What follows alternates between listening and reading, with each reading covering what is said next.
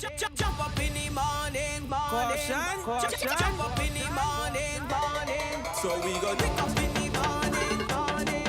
Wake up in the morning, morning. Well, we got the whole crew here. It's 9 minutes after 8 o'clock. Welcome to Island Jay Black, Kortensia, the Good Invisible morning. Man.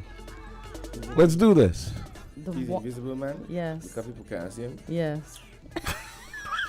He just like to show such you, don't you, Jamsta? Good morning, gentlemen. How are we doing this Oh, morning? boy. What's up? I'm good. Trying our best. We're having some discussions over here, and he's so on the opposing side. Yes, thank God I have my pink lemongrass. I'm taking a different perspective. I always take a different perspective. The what if. What if? The what if. You mean with reference to the cartel thing? In reference to the cartel Okay. thing. Well, let's fold them in. So, you want to read? Okay. Or you want to read? You could, if you have the article up, because I I have the article up for okay. you. Okay. Go ahead, sir. Okay, cool. You want to trade? We could trade paragraphs if you Yeah, want. I mean, okay. Okay, you could So, start. guys, if you have been keeping up with the news, if you haven't been keeping up with the news, we're going to read it anyways. Premier Dr. Natalia Wheatley has insisted that the government sponsorship of the Vybz Kartel concert would ultimately yield financial returns to the territory, primarily through tax returns that would help boost the economy. The premier addressed concerns during a recent interview about the government's controversial $220K US investment in the event, highlighting the potential for the concert to generate income by attracting tourists from nearby regions, including the United States Virgin Islands and Puerto Rico. Wheatley stressed that the entertainment tourism significantly boosts the economy and argued that events like the Vybz Kartel concert are investments with broader benefits. He pointed out that the concert would stimulate many businesses such as hotels, Airbnbs, restaurants, and transport services, all contributing to the economy. Most likely, the same money that the government put in sponsorship to help make the show a reality, the government will get that money back in taxes, Whitley stated. Some persons may not understand or be able to appreciate when visitors come to the Virgin Islands how it contributes to the economy and contributes money towards all of the same things they're concerned about, he said. No, 220K US, right, for a concert. Now, my first question is that for the event alone, or does that include the event and the booking for Cartel? Because I figured it includes other stuff. It can't be. Well, You think Cartel is charging that kind of money? no, I think at he least half of invested that. 220K. I'm right? thinking at least half of that is for Cartel. Well, we don't know. That's the thing We don't know, about but it, I'm right? thinking. I'm It could be that is the initial investment. It's a lot of questions. I mean, I don't have the ledger in front of me as to how much they spent. No. It seems as though they're making this a tradition because I don't know if you all remember when Buju Banton came out of prison, they had the first concert as well. Really? Tontola? Mm-hmm. I didn't know that. Yeah. Well, the first big concert, it might either the first one or the second, and then it would be the first in our region. Boom. Guyana is Yeah. scheduled to have Vybz Kartel next year. Oh, really? Yeah. And they're having a big concert in Trinidad. I mean, in Jamaica. I think it's December 31st. So it's like a all year's night type thing. No. The article is like, okay, thanks for that update. But you might wonder why is that such big news? Why is that such big news, Kortensia? What do you think that they wrote that article? Like, the controversy. What's the controversy surrounding a booking, a concert surrounding? Well, he clearly said it's to bring tourism to Tortola. But what is the controversy? That you mean the controversy of Vybz? That he Yes. went to jail for murder, and that the deputy of the BVI, the deputy premier, says she doesn't roll with that. And I'm going to Okay. use it in colloquial terms. She didn't say she doesn't roll with it. I'm just saying she doesn't agree with it. Let me use the proper words. She doesn't agree with them bringing cartel into the BVI because of what? Yeah. He had been accused of. But then Yeah. you can argue he wasn't found guilty and also, well, he wasn't proven beyond a shadow of a doubt to be guilty. and But two, initially wasn't it? no, that's why he got life? because he was convicted improperly according to the Privy Council. Mm-hmm. Because a lot of evidence there was jury tampering and stuff like that, Okay. which is why the Privy Council threw it out and said, well, y'all have to decide whether you're gonna retry him or let him go. But the songs that he sings, are they uplifting songs? Are they As of songs that recent, glorify violence? Are they going to incite the young people to act better or worse? Because I'm even surprised to see some folks, even older than myself, are into Vybz Kartel. I'm like, oh, okay. Cartel is a mood. Yeah, I like. Okay, I like. not for me, though. Cartel got like- some Each his nice. own. Cartel got some nice songs. I like. I some don't of his listen. stuff. I like his stuff. I don't listen to that, so sorry. You don't listen to that at all? No, not my Okay. genre of music. That's fine. I was like you at one point in time. I did not like the And I will never dancehall change. culture at one point. And And then I also- learned how to appreciate it. No. Mm-mm. I mean, the similar stuff has happened here, where I think where the government has sponsored concerts where some people might say, well, you can't on the one hand say talk about or rail against youth violence and maybe delinquents as far as people trying to get an education, and at the same time you are sponsoring artists who have questionable themes in their music. So I imagine that's what's going on part with the BVI government. And then there's additional controversy in Jamaica now, where the leader of the opposition in Jamaica, or the guy in the other party that's running to be the prime minister, wants to upend Andrew Holness's prime ministership. It's been said that he's been heavily involved in the campaign to get Vybz Kartel off. They've used him as a political prop up on the platform and all this kind of stuff. But that's how we go. Yeah. So. And I feel like everybody is questioning how long it should take for a man in prison to atone for his sins. yeah, I agree with you, because I said that about Chris Brown. Like, listen, I support What happened to Chris Brown? No, meaning I always defend Chris Brown. I said he may have done things that you guys don't like, but he already served his time. You guys need to cut the guy some slack. Granted, it's not on the same level as supposedly murdering somebody, so I get it. But I'm also a firm advocate for people being given a chance to live after they've served their time. The argument is that he didn't serve enough. That's the thing. You mean for Chris Brown? No. Oh, for Cartel. Kartel. Yeah.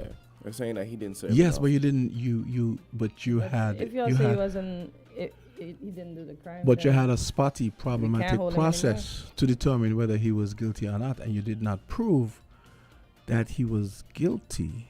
And at the same time, the process, like I said, was problematic because there was jury tampering and all the stuff. There was apparently there's stuff where evidence was not admitted and stuff like that. So there's enough. As far as the Privy Council is concerned, there's enough reasonable doubt. I'm not taking a side. I'm just laying it out for you. No. We're talking. Mhm. Yeah. But yeah, I just feel like, BVI jumped on it, and BVI said, well, boy, the man hot right now. If they think that this is gonna give them some revenue, it's like, okay, cool, let's do it. It certainly worked for the Buju Banton thing. It works. Correct, right? These are creative ways to stimulate tourism. The economy, absolutely. Yeah. Absolutely. Yeah.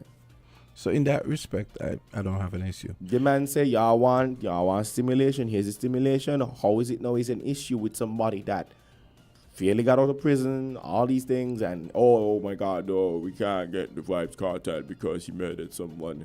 Okay, and Exactly. and Ridiculous. they listen. There are much more criminal and heinous acts going on behind the scenes that people have not been convicted for. Cartel is responsible for one life. What about the people that are responsible for millions? Them they should be Exactly. locked up too. But murder is where we draw the line. Thank you. People losing their life, children getting abducted, traffic and all kind of thing. Exactly. But murder is where the line is drawn. Okay, well, closer to home, the Alive for life. Prime Minister Drew gave his speech last night on the Privy Council, but I'm going to leave it up to the people who know how to do news and play a short clip, which just 2.5 minutes, which delves into some of the things he spoke about last night. And this is from West Park Global Media, my boy Hamlet Mark. So let's do this. Okay. Do not embarrass me. What is going on? Economic growth in the next 3 years, bolstered by developments in construction, tourism, and agriculture. Okay, let me see if I can get this back to the beginning. I don't understand why they do that. Why is it so hard to have something just go back to the beginning? Is this really that hard? Okay, let me see. Okay, so yeah. Okay, let me play that. Bolstered by developments in construction, tourism, and agriculture. In an upbeat national address Thursday night, Dr. Drew announced a pivot, with an economy less dependent on earnings from its famed citizenship by investment program to other activities as his government builds what he calls a sustainable state agenda. This will be driven by a pivot from our dependency on CBI to seed the sustainable economic expansion and diversification pillars of our sustainable island state agenda. This is a fundamental part of St. Kitts and Nevis's National Development Planning Framework, a comprehensive guide to the evolution of our economy over the next 15 years. Dr. Drew unveiled an aggressive agenda that includes building 100 hurricane-resistant homes, a new hospital, commissioning of a desalination plant, and massive expansion in agriculture. He spoke about a pending deal his government has inked with the Louisiana-based Tabasco company for farmers in the Federation to export peppers. We have partnered with Tabasco to provide our farmers with an unprecedented opportunity to cultivate high-quality peppers for export.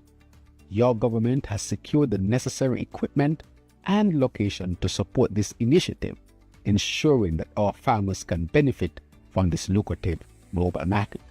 While Dr. Drew said his administration is committed to diversifying the Federation's economy, he noted that the CBI will continue to play a significant part, stating that reforms his administration have initiated have saved the program. He declared that an era of gross mismanagement is over. CBI will now fuel real, tangible, sustainable projects that will create permanent jobs and opportunities for the people of our beloved St. Kitts and Nevis. The St. Kitts and Nevis leader said, despite the challenges, better days are ahead. We have a plan. A boom is coming to St. Kitts and Nevis. For the past 2 years, we have been planting the seed for our sustainable island state agenda. Now, it is time to water that seed so the plant of prosperity and sustainability can flourish.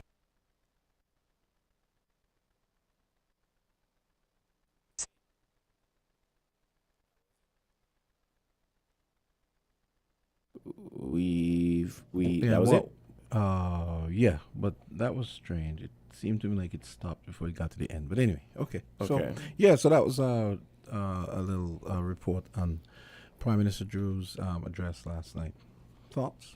So the question is, so he, like, just to, maybe repeat it, he's steering away from CBI. That's what it is. No, I think they're trying to not have it be the main, the main pillar of the economy. Okay. Which is a good move. So let's see how. Why do you think that? Do you think that's a good move? Do you think that it's a viable thing? What would the masses think? What would the people think? I think that, and I might be going into a little deep water here, because I don't really talk about these things like politics and them kind of things. Yeah. How do you think people are gonna view this? How do you think the masses, people that say, well, when me 500, when me 1,000, how do you think that? How do you think they're gonna view something like that? But before they knew about it, weren't we surviving? Before we got so familiar with it because I didn't know it was in for that long, almost as old as I am. I didn't know that. What? I thought it's a recent thing. I think it's a recent thing too. No, I think it's a recent thing. 40 something years in For some years, what? for the CBI program. No, I talking about like with the dividend give out. Oh, Yeah. no, that dividend was just recent since the honorable Well, I Prime Minister mean, came what in. knowing are we right?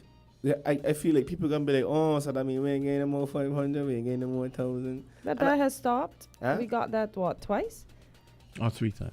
I think Was it 3 twice. times? No, Okay. the third time when it was And there was a timed, pay that's when they were increase. making noise in June. Well, I guess I could count. Can't we count last December as one? Probably.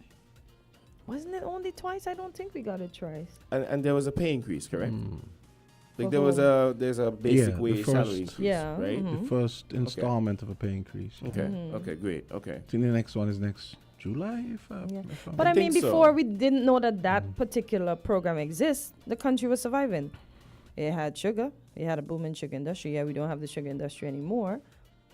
But the country was surviving. So Right. he's right. We can't wholly depend on that. If people stop buying our Well, passports, let's see if this what will pepper. become of us? Let's see if this pepper thing pans out. I mean, we it might turn out to be so successful. We could start saying maybe Pepper it's a City. lucrative thing that we You never know? considered until now. Yeah, we could Yeah. start saying Mhm. Pepper City instead of Sugar Mhm. City. You know, Mhm. never know. Mhm. You know, Pepper City. give Sugar Bowl things to sing about, and I like to sing about pep and Give maybe me say spice, pep, spice, spice, whatever. spice mass. Spice is already taken. That's we what can't, I'm we saying, cannot but go that's what I'm copying saying, somebody's but that's what I'm country. saying. Sheesh. So we can't say Pepper City, sugar. Let me keep it sugar, man. Pepper Yes. City. Yeah. Pepper City Well, just sound. you could call the area where they're growing a lot of the peppers Pepper City. Oh my gosh. Yeah. Jamsta, no.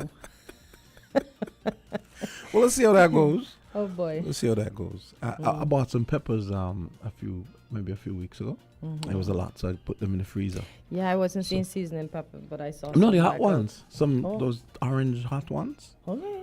Yeah, You gonna so- make pepper sauce?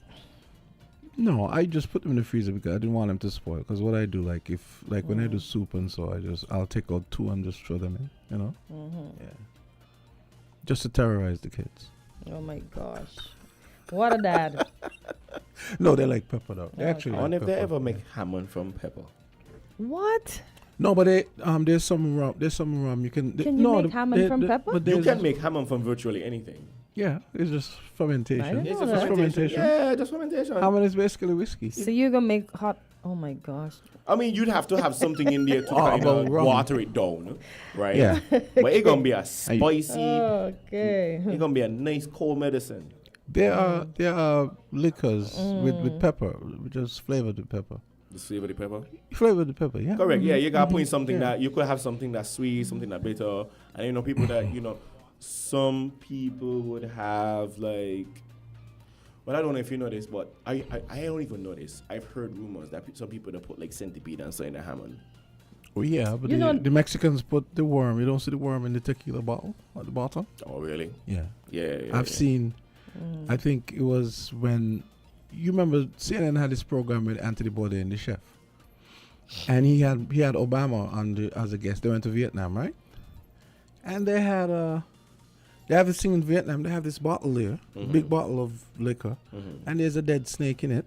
Oh yeah, I've seen that. Remember I've that? seen that. And- I've seen that. I've seen that. And Oh they're my drinking. gosh. I'm like, you could not pay me enough money to even drink a cup, a cola stopper for that. Not You me. can't pay me enough money. Mm-mm. I don't know. Some things people do on camera. I don't know.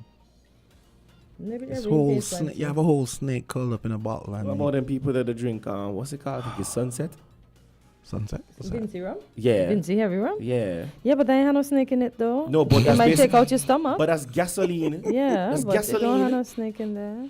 Just like there's a liquor over at Sunshine's with centipede in it. Really? Yeah, you should try it. Wait You sounds like you did. No, me. Yeah. I'm afraid of So why centipede. should I'm he afraid of why should because he try it? he and you don't seems wanna try it? adventurous. No, I don't play with centipede. I don't play with snakes. Those are my 2 pet peeves. Don't bring no fake centipede or no fake snake up So in the no- studio, so- okay? so- so Because no- no he's tequila- looking mischievous. No tequila with the worm. No tequila with the worm. No, in I'm it? not drinking anything that. I've seen people eat the worm. Yeah. Eat Oh the yeah, worm. yeah, yeah, Which yeah, worm? yeah, yeah. What They worm take is the worm this? and They take the worm and Gross. they down it. What Oh my worm is this? God. Oh my God, y'all. The no. worm is a, I've seen that. You mean the worm that eats people? No, it's like a worm that some brands of tequila have this worm in it. Y'all should see how my. That's Anyway, I gross, think man. you guys can see how my. Disgusting. Oh, Jay Black is looking at me like, Kortensia, seriously? I don't know. I don't Disgusting. drink those things. I won't drink those things either. Anything for high? Okay, well, I don't need to be high. I need to, Remember for your factor. I mean, if you put a pickle in it or I something, I am could not- understand, right? Pickle. In rum, that's way more. Guess SpongeBob. pickle? That's way. No, that's way more non-gross than a worm or a snake. I mean, come on, man. Gosh. Oh my gosh. I mean, like a small cucumber, and Wow. you let it do its thing in there until it's open. Cucumber. Yeah, what do you think pickles are? Yeah, isn't it? But a pickle in rum? That don't sound right. But a snake and worms and centipede I sounds never right? said that sounds right either. That's why I won't partake of it. Cleo's laughing. So are you gentlemen ready for your The quiz. Your quiz? We are ready for the quiz. Okay. 8:30. So let's do it right after the break. Okay, take a break and Perfect come back. time, yeah.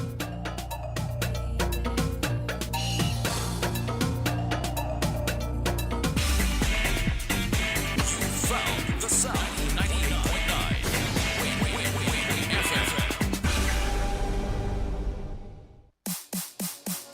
If you need protection, you need one who you can trust to secure your investment. You need one who'll do you just. TDC Insurance, you're the one that you can trust. TDC Insurance, you're always safe with us. TDC Insurance is your go-to insurance company for all your insurance needs.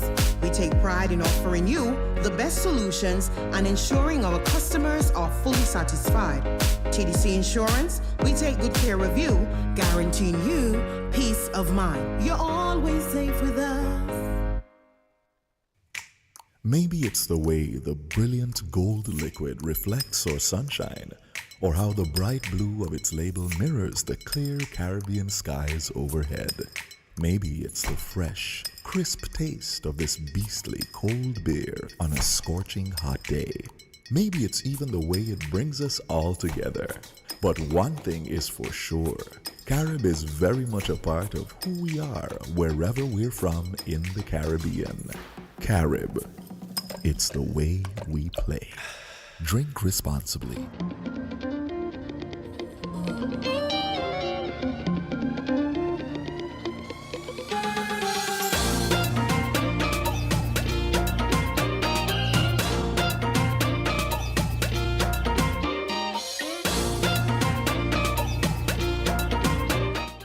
Dude, my name is Jamsta. It might not be appreciated here, but my name is Jamsta. I'll just leave it at that. Okay, folks, you're wondering. He just asked me how I got that rhythm already. Once again, A new tune. Yeah, my name is Jamsta. Huh? My name is Jamsta. Yeah, but 24/7, 365. yeah, but Jamsta, how you got it already? It don't because it was sent to me. It was sent to you. Yes, that's what I mean. My name is Jamsta. Okay, cool. Kitishans might not appreciate me the way they should appreciate me, but other people do. Oh boy. I'm gonna put it that way. Unsung hero. Oh my God. Yeah. Boy. Let's go. Kortensia, come with the quiz. See? Okay, Lord Jesus, they're killing me here on this Good Friday. Well, Friday. So, done. What was the first town in St. Kitts? Old road. Jamster? The first town. Jay Black has I given his think- answer. If it ain't nice, I think it's all road. Yeah. You already answered. Yeah. You cannot cheat. So you are Yeah, gonna rules. you're gonna I'm going all be in road. cahoots with. What he Okay. said. Yeah. So the first non-Spanish settlement attempt in the Caribbean occurred on St. Kitts. Really? French, No, non-Spanish. non-Spanish settlement. When French She said non-Spanish. Jesuit refugees from the fishing town of Dade Bay established a small town on the harbor of the island's north coast, and it gave the same name in 1538. So where was the first town? Dade Bay. Yeah. So it's not Old Road, it's not Sandy Point, Oh. it's Dade Really? Bay. Okay. Yep. It's named after Dieppe in France. There's Yep. a place in France called Dieppe. But then it was another. Yeah. Okay. Dieppe. Yeah. Dieppe. What is it? French je suis? It's spelled Jeusit. Is je suis? I don't know. Non parlez-vous français? Jesuis? Two No, words? Jesuit. Like Jesuit? Oh no, that's not Jesuit. That's What? it's a Catholic order of monks. Jesuit? no, but it says the French Jesuits, yeah. So Jesuit, Catholic, like a Catholic order, yeah. They're like they have different orders of monks. Okay. Yeah. Okay. When So- was okay? This one is for Jay Black, and Jamsta could answer thereafter because he wasn't here when we had this little conversation. Where is Fort Charles located on St. Kitts, and when was it established? Jamsta, no googling. Fort Charles ain't down Sandy Point. Okay, where exactly in Sandy Point? Down by, I don't know the area, the name of the area, but coming when you're going into Sandy Point after, Okay, so you don't know the name of the area. but coming out in New Guinea there, as soon as you reach the hump, before you go down into Sandy Point, you turn down there by the cemetery and you go all the way down. Okay, you have the idea. So it's in Yeah. Cleverly Point, and when was it established? I don't know, I wasn't there. Jamsta, can you help your counterpart here? I'm not sure. It's in Sandy Point somewhere. I don't know exactly where. I But just said it. But we done Cleverly past that. Point. But she Yeah. asking when was it established? Oh, Cleverly Point. Yeah, Socrates actually said that. Told me that. He told me either Monday or Friday. We're I getting a remember. political answer here. No, me? No. How? Do you see Jay's Answer the face? question, come on. 1670. Oh, the year you're Yes. asking. Oh no, 1670. I wouldn't have gotten that. I can't Okay. remember. Okay. Yeah. Where is Brooklyn and Chickenstone located? Damn, so that's you know, dog. That's Nevis. Oh, good. Mm-hmm. You didn't know Jay Black? I know where Brooklyn was. Okay. But you Nevis. didn't know where Chickenstone was? Nevis has some. I don't know about Chickenstone. I- I know all about Brooklyn, but not Yeah. Chickenstone. I always think Nevis and Antigua have more interesting place names than St. Kitts. Chickenstone. Chicken Stove. I wonder how he got that name, Indian- Chickenstone. Indian Divisions don't get Castle. me. Shit Good morning, Mario. Casada Gardens. I like the song. Yeah, that's in No, Antigua. Shittenberg. Where we get our name from? What? Shittenberg. That's probably somebody's last name. No, King. What? There's a what? No. It isn't? No, I don't think so. For real? I don't think so. Well, why would they choose that one to, But it's actually a thing. Like, you ever watched the map? Like, there's actually a place. yeah. And there's one called White House or White Horse. Which one is it? White House is up Monkey Hill. No, but there's a bear over there, a beach Oh, over there okay. called, is it a White House or White Horse? Okay, can't remember which. White House, I think. Yeah, And here we have White Gate. White Gate. Okay. So, Every time you give me a St. Kitts one, I give you an Antiguan one that's way more interesting. Bolins. oh boy. I don't know. I just Why I was just like the way some of them sound. You know, Oh. they just sound cool. I don't know. why was St. Kitts named St. Mm-hmm. Christopher? That's you, boy. Well, you giving Jamsta everything? actually, it's actually not about Christopher Columbus. It was named because it was St. Kitts, because of where we are in the chain. We're sort of in the middle of the chain there, right? For real? And it was a popular watering point where they'd stop and get refreshment. So it was named after the patron saint of travelers, Saint Christopher, who would have been like a priest from way back, a monk from way back. So it's not Christopher Columbus. No, technically Christopher not. Columbus visited St. Kitts on his second voyage in 1493 and found it inhabited by Carib people. He named it St. Christopher for his patron saint, so he got some of it That's right. why learning history. I just Yeah. want to hear what you would have said. The patrons, the patrons saint It's of actually travelers, huh? San Cristobal. San Cristobal in So- Espanol. Well, that's in Yeah, Spanish. San yeah. Cristobal. All right. Now, how high is Brimstone Hill, and about how much acres of land is it on? We're gonna learn plenty today. I think he high enough. I know the height, but I don't know what the acreage is. High enough is not the enough. answer, sir. High enough. And we ain't talking about Okay, the height is 850 feet. That's above sea level. Go down. You're on a right. 800. Yes, sir. Oh, that was 850, but I saw 800? 850 somewhere. But I okay. hope that young lady next to you didn't give you that No, answer. no, she didn't. 50 foot is when you go up there, no? And it's on 15 acres of land, and then it still has a buffer zone. 15 acres, just that. Yeah, just that. 15 acres is a lot, Jamsta. No. Yeah, plenty. Hmm. And you see it's big.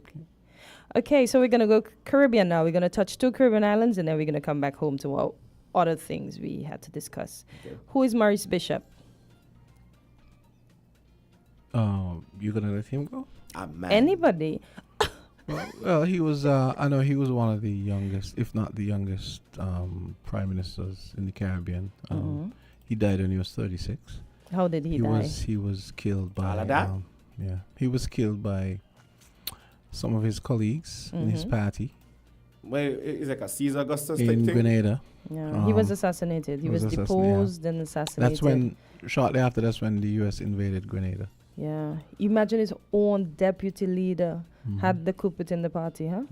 So on October the 19th, 1983, the Honorable Deacon Mitchell has since made that a holiday, and he's being serious about nobody playing any lewd or having any celebrations on that day. He wants it to be a somber celebration for the life of Mr. Maurice Bishop. I wish that would happen here. Yeah. Wow, And what you he's want to happen here? What you want? I mean, some days should be sacred. Like everything is not an excuse you're for a lucky. jam, For a party. for a You're jam on the lucky. road. Yeah. I want to know you really say, you know, I am Winnie gonna, FM and I'm here. gonna say this. I've said this for umpteen times. I'm gonna say it again. Nelson Mandela in South Africa decreed that when you're celebrating my day, I don't want any jump up, and I want you all to go on out and do community service. Go look for the old people, feed them, maybe cut their lawn, paint the house, Do wash some something dishes, do something community oriented, do something for the common good. Not no jam session and no fete and no. Can't tell me what to do. So people are gonna be. We need to have at least one day where everything is not an excuse. I mean, even Labor Day is an excuse for a jam. Yeah. I mean, ridiculous. No. You can't What do tell we me stand to do. for? Well, No, there's that's the rub. you see, I can't. I'm all for people's rights, but at the same time, we need to have some sense of propriety sometimes. Christmas Day. Time and place. Christmas Day we still got a little music because everybody come over and we celebrate. No, why? Christmas Day is when everything kind of cool on. No, but we still have a little music when the family come over. Yeah, but the music playing in the background. Okay. One last Caribbean that's cool. question, and then our. Got some Mariah Carey playing in the background. What's wrong with that? I see somebody already making fun of that on social media. He's putting on his winter jacket, and as soon as he steps out the door, all you hear is he comes back in, and it's the same thing. And I'm like, oh my god, yeah. So they're making fun of her already. Sharon is fighting laughter here. Oh boy. So who was the first leader of Haiti? I should know this. I should know this. Like, I felt like I did a whole thing on the Haitian Revolution and all them things. Yeah. Okay, let's hear you. Oh my gosh. I'm going to pass on that one there because, no, me want some stupid on that one there. No. Toussaint Louverture. No. Jean-Jacques Dessalines. Dessalines. Oh, He knows it. But for some reason I didn't realize. Yeah. Oh, I thought he was the second. Okay. Yeah. Okay. Jean-Jacques. You know, one of them, Henry Christophe was from St. Kitts. Yeah. He was one of Toussaint's lieutenants. Okay. No, He's from Dieppe, apparently, from what I heard. Yeah. But you see how I like how Jay Black just hype it up and then he just like Jamsta out, deal with that. Bye. I know to cool out, yeah. Oh boy. I know to cool out. So I hope we had fun with our quiz today. And that was it? Yes. You want some hard questions? I'm not gonna give you any hard questions. But these sir. are some hard questions. We have a call. caller? Let's see the Okay. caller. Yeah, Maybe the caller has a bonus question. Hey, caller, go ahead. Morning, caller. Hello, caller. Hello? Hello. Good morning. Good morning. morning. How are you? Yes, I'm good. Your very first question, I think, showed how the colonizer's narrative can change, can revise history. Because I'm sure a lot of people felt that Old Road was The first town. the first town. Yeah. You know, yeah. Oh yeah, because we were told from the English perspective. We thought, yeah. From the English perspective, yeah. Good point. I don't think I ever knew Diet Bear was the first. I didn't even Yeah. know that. Yeah, I put my hands up in the air for that one. Yeah, I'm sure a lot of people didn't know. Now we know. And as such, I mean, you'd think that they would have more importance in this line of things. Of course, you can't forget though that the original settlers were non-European. So all that has to be said with a grain of salt. You know. It was interesting how you pivoted from the Prime Minister's address to Mountain Dew. Mountain Dew? Me and catch that one there, Carter. Hammond. Oh. Sorry. Well, we have to. We gotta balance it up, Carla. We can't. Oh, make it Mountain heavy Dew, all the okay. time. Yeah. Oh, that's what they call it? Yeah, that's one of the Oh. That's one of colorful the names. yeah. Oh, okay. Yeah. Oh, okay. Well, although you might say that so many things on this it's relevant in the sense that maybe rum making could be part of the whole pivot. Yeah, I agree with you. Diversification. Yeah, But that's another story. but that would require planting some cane because we'd wanna. But remember, rum 'Cause- can only be made from cane. No, it's No, but I No, mean, that's what I no. was saying. But I Plenty other mean, I think you could make a good argument for saying, if you put back some cane so we can use our own molasses, and of course, and at least you could have some sugar on the side you can sell at a premium, right? No. Yeah. Get the fuck. Yeah. Well, the thing is, I was glad for that the address did. Remember we spoke about this. We did some kind of preview, and said I hope that you would look at the whole genesis of the thing and so on. It didn't go right back, but at least we got some figures that we have been craving for a long time. Some of them, not in terms of the overall numbers of citizens and so on, but certainly in terms of the revenues from the CBI. And we realized that, well, for 2024, it seems as if it's going to be way down. I wondered if it was preparation for not just a pivot to diversification, but a pivot to belt tightening. Because really and truly, if we're going to reduce our dependence on CBI, then whatever we have in its place, or whatever we have on the ground now, should be reflected in the budget. You know, if you're going to aim, for instance, to try to reduce any budget deficit by not depending on the CBI, you know, it would be interesting to see what measures may be taken.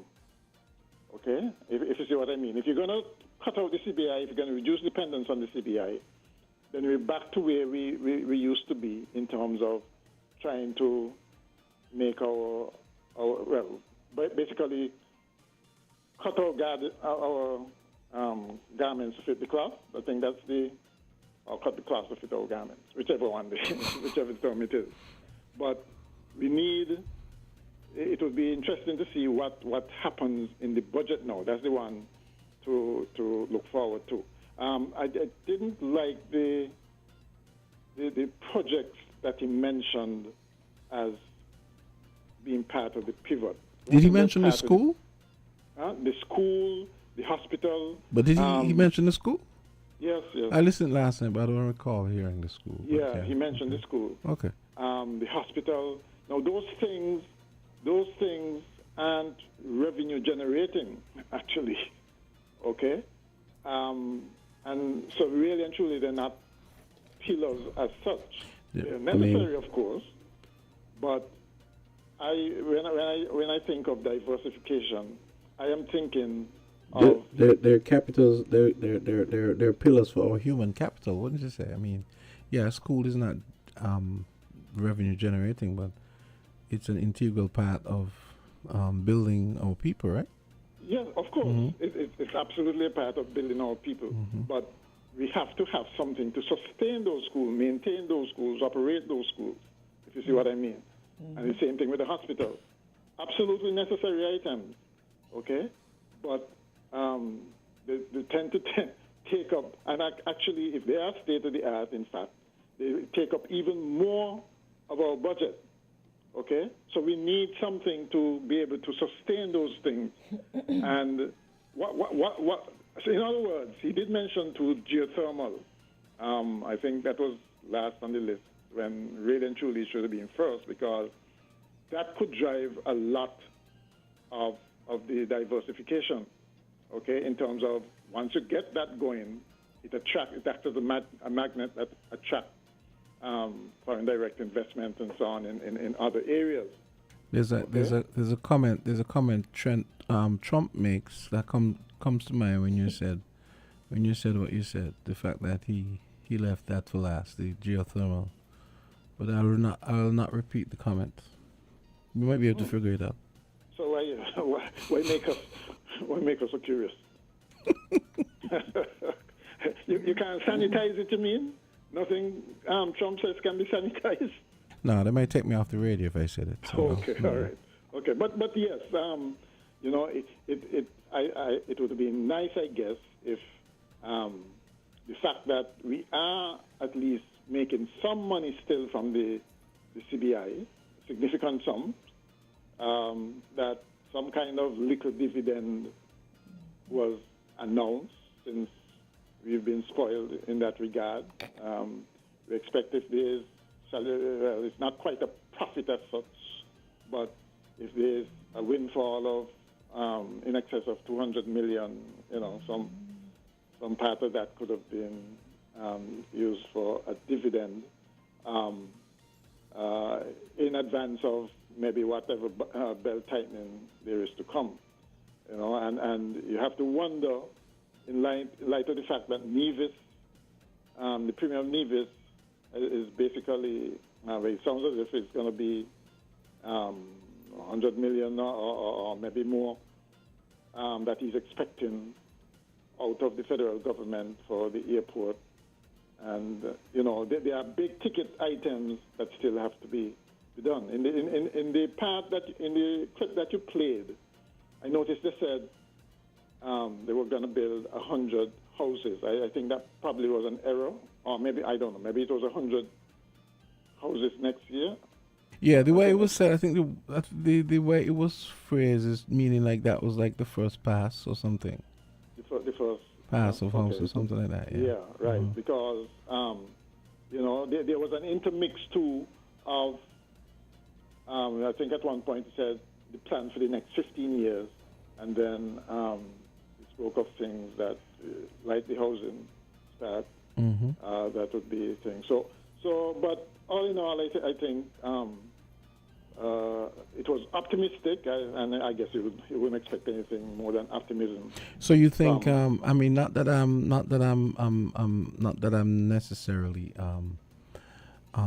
wallowing in that kind of gimme sentiment, but you think that he may make further announcements maybe during the budget. I mean, you know, maybe they're trying. I suspect so. Okay. I'd be surprised if he doesn't make some kind of announcement, because again, yes, you may call it gimme, but where did that gimme come from? Them. Okay, and how do you wean us off of it? Well, they created a monster. They're gonna have to kill it. People expecting double salary and those kinds of things, and they'll be grumbling if they if they don't have it. And that is why I say the concentration straight out of the from day one, not 2 years after, should have been spurring economic growth, so that people feel happy and satisfied with the work opportunities and the reward for them, So they don't expect the government to be providing these. See, that should have. I mean, you could look at that speech last night as an attempt at reset, another reset. I think we had one before, but another reset. And it was interesting that he declared that he saved the CBI. I guess the time to come will show whether that is in fact so. But you know, to your point about the geothermal, I take your point. I agree with you, and I really wish that we would have been seeing more action on that side of things, because that has tremendous potential. So I do not understand. Lot of potential, yeah. I do not understand the foot it dragging. It requires a lot of investment too. But I don't understand the foot dragging. That's what working is about. I thought they got the funding already. No. They only got part of the funding, and a small part of that. That was the Caribbean Development Bank? Yeah, which they said that was just that's a drop in the bucket. Yeah, and technically that was a grant, because they said if it turned out to be feasible, they wouldn't have to pay it back. Yeah, so exactly. And how I don't even think any of that has been dispersed yet. So the whole thing seemed to be dragging out, as it has for the past 2 decades or so, since it started talking about geothermal, right? If at least if there's one thing you can really try to deliver, is that. Because if you deliver that unlike, for instance, let's say a hospital or a school, yes, those are nice and fancy, but in terms of sustainability, geothermal would have more of an impact. You ever notice? I mean, it seems like when people become politicians, they cross over into this world where the physics works differently, logic works differently. Because here we are. We all know, and I know you're a technical guy, and you know how some of these things work. I think most people can tell that the geothermal thing would be a huge windfall for St. Kitts Nevis if we got it off the ground, and then you wonder what is taking so long. Yeah, exactly. And the thing is, I guess it's because it's hard, because of the monies involved. It's hard for us to use, for instance, all of our CBI funds to do it. Actually, that might not have been a bad idea. Actually, yes. Long term, but to attract people, it's still a very, I guess, investors still feel it's a risky investment because it may or may not pan out. Okay, and so the politicians will talk about it, tease us with it, like they do with so many other projects, tease us with them, but then when it comes to actual implementation, they drag their feet on it. And that's the unfortunate thing about it. But that, to me, that would have been something to really sink your teeth into, to really change things. Right? But we'll see. We'll see what happens. I think next year is going to be, because the year is practically finished. This year is practically finished. But next year, I think, is really the pivotal year when we're going to see whether all these things that are being talked about, and we have been talking about them for the past 2 years too. That's the other thing. And we keep getting pretty much the same speeches about the same things. And if next year is this more of the same, I think the people would lose patience, would really lose patience and confidence. Okay, let's take another things call. Would definitely have to happen. Yeah, for sure. 2 minutes to 9. Caller, go right ahead. Hello, caller. Good morning, man. How you guys doing, man? Hey, cool. Hey, What's good. up, morning? Yourself? Yeah, my heart is still on. No, he's gone. Yeah. What's yeah, on, man. what's on your mind? The part of the prime minister's speech that kind of caught me was when he said that 100 houses are going to be built before the end of this year. There's Is some that, bits of wait. That's what he said? No, I don't. That's exactly what he said. I listened to it. That's exactly what he said. 100 houses. He's expecting 100 houses to be completed by the end of this year. That's very misleading. That's very, very misleading. I don't think that's feasible. I'm gonna use the guy Devin Cornelius's quote. I'm waiting to see that happen. I await. That's the only comment I can say with that. I await. That housing scheme, they should have let people know what's the difficulty why it ain't roll out yet. Because he also says that 90% of that project will be utilizing local construction workers. And that would have been a great push for those construction workers on the ground to get the economic start moving. What I wanted McMahon to highlight, if he got that knowledge, is which of these projects are loans, so we can see how much, in terms of millions of dollars, that the Federation will be set back. I want him to itemize that, and also we got to pay attention to the money flows back into the CBI. He gave some few stats in terms of a few years, and I noticed one of them might have been the last year. It was only 200 and something million. So undoubtedly, that CBI revenue has fell off significantly. Yeah, and another thing, they said that the CBI is back on top, but I don't believe that either, because Grenada's CBI program, they put out their stats, and they pulled in 780 something million like last year. So a lot of this stuff, man, is misleading, man. I wait to see this stuff happen. All right, man. Thanks a lot. Thank you for your contribution, and, Colin. one more thing before I go. Okay. Following up on what Kortensia was saying, for 40 years, the citizens of St. Kitts and Nevis was kept in the dark, and there were a lot of people in the Federation that don't even know that we had a CBI program. Until we bring the real transparency, all of this stuff that Drew is talking about, the CBI program, I don't have no confidence in it, man. Bring that transparency, and then we can talk. Yeah, thanks a lot. You guys have a good day. You too. Okay. Thank you as usual for your contribution. Good morning, Rusty. Interesting. Rusty, what's up? I know. I thought about he don't ran know. across my mind a couple nights ago, and I said I have to say good morning. I miss hearing you, Rusty. Hope all is well in Taiwan. I don't know what I did him, but Aww. 901, caller, go right ahead. Yes, good morning, Kortensia. Good Morning, Jay Jamda. Black. Yeah. And the DJ Dio. Yes, sir. Jamsta.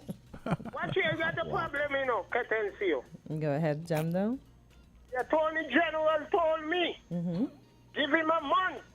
He gonna rectify the thing. What Don't thing? at the card in home. Yeah. Aww. And I've given him the month, but just coming to voices to let you all know. Because come like them people, they ain't got no shame at all. Well, let's talk about the J turmoil and the Prime Minister's speech last night. Okay. The better he didn't talk, because he come to we, street people, poor people in our song and your tongue. That the guy look like he want to take the people J turmoil, Think it's nearest money and think it's loan one. The civil money and think it's one alone.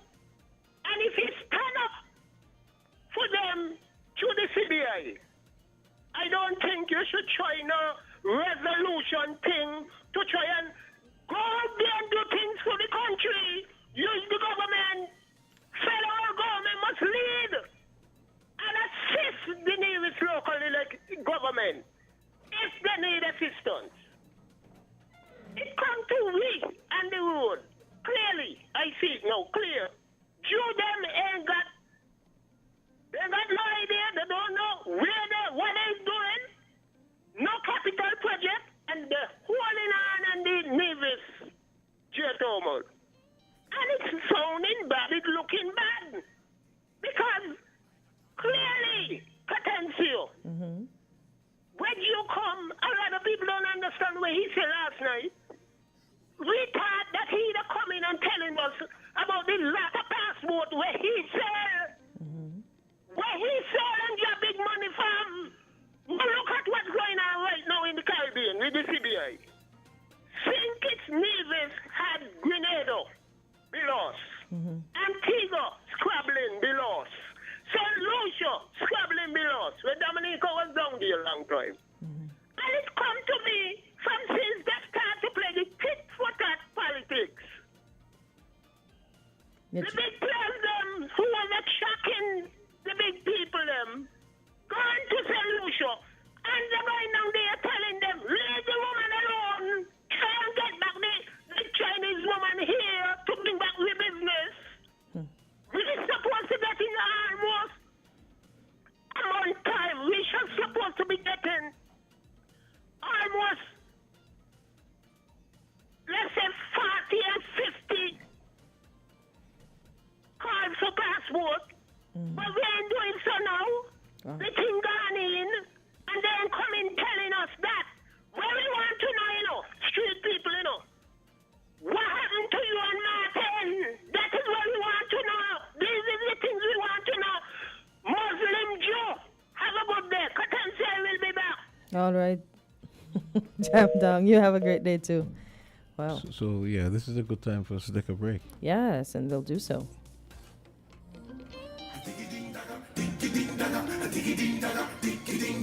I got a weakness for soca music. When it hit me, I feel no pain. It's something I can't explain. When I night and day, I get a feeling when soca make me get a knock and a hoe. Get a knock and a hoe. Make me feel good from head to toe. Feel good from head to toe. WINN is 98.9. 98.9 is Win FM. I ain't got no hurricane safety tips now. Well, Skelett got, and together we can weather the storm. So, check this. Prepare for power outages.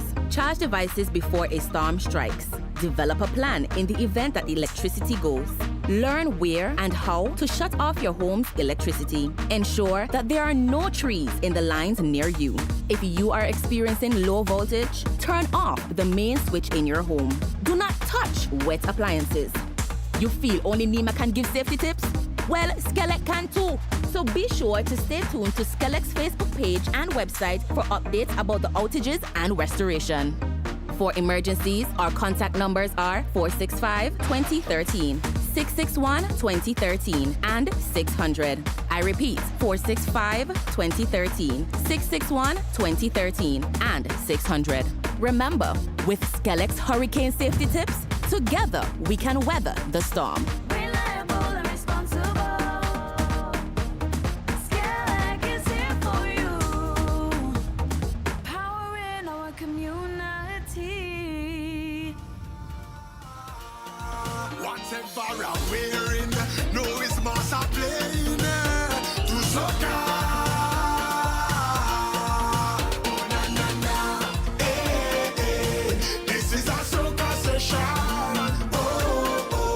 And we are back. That's our boy Pumpa.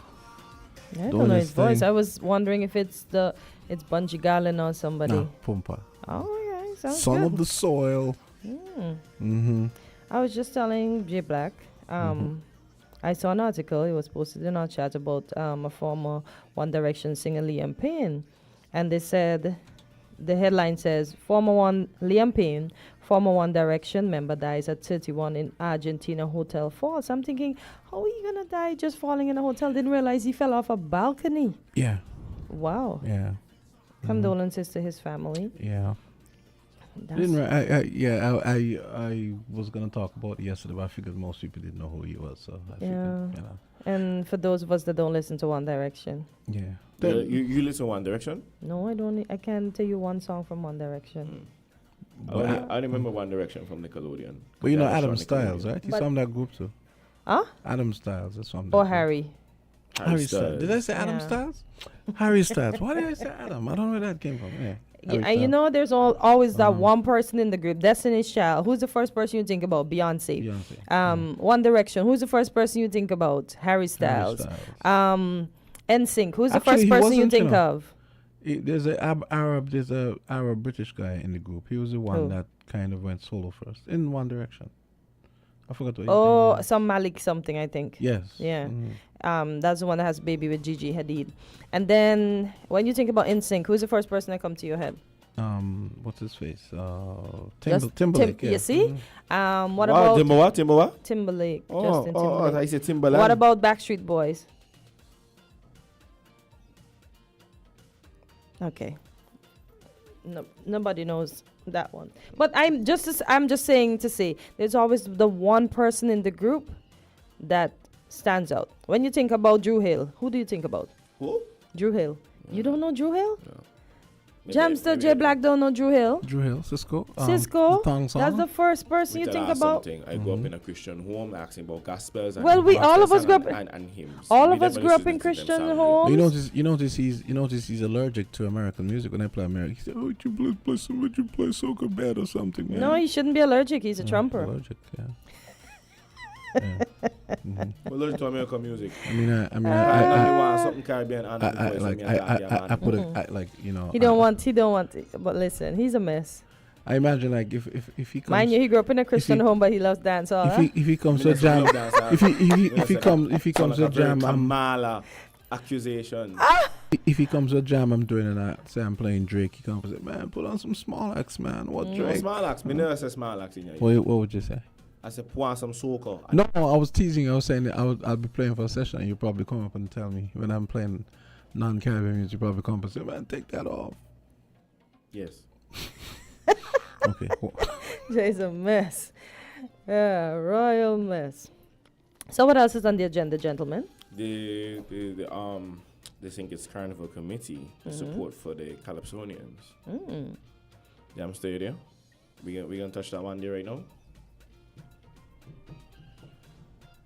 We gonna touch that one right now, Jamster. What's that? The support for the Calypsonians. Yeah, we could talk about that. Yeah. Okay, cool. The $500 thing. We did talk. It's $500. Yeah, I think that's what they're gonna. US or EC? You're talking about? No, I think it's I think it's easy. I think it would be easy. I mean, we're an easy country, right?